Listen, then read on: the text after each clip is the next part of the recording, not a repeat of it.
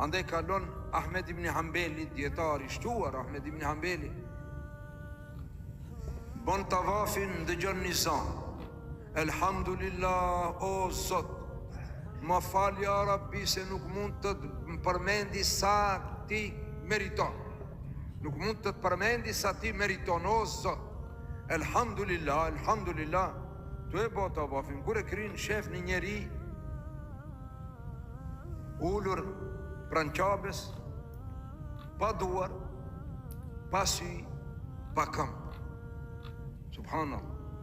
Pa këmbë, i ullet rafsh, pa këmbë. Durët, pa duar, edhe pa sy.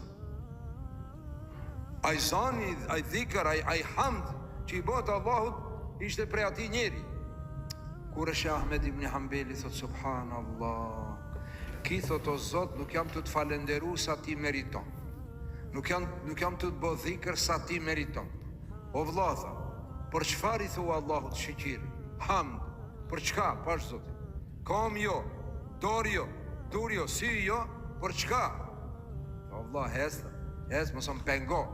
O Zot, sa të falemenderoj, ti sa ti meriton, vazhdo. Kthehet imam, por i Zotit thot tregom, për çka?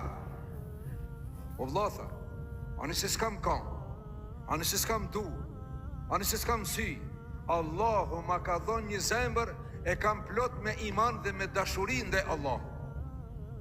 Kjo tha, pak duket ty, subhanallah.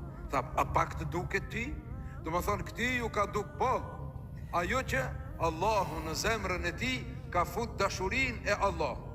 Kënaqësi. Pa ajo zemër që s'ka dashurit Allahut mrenda është e shprast.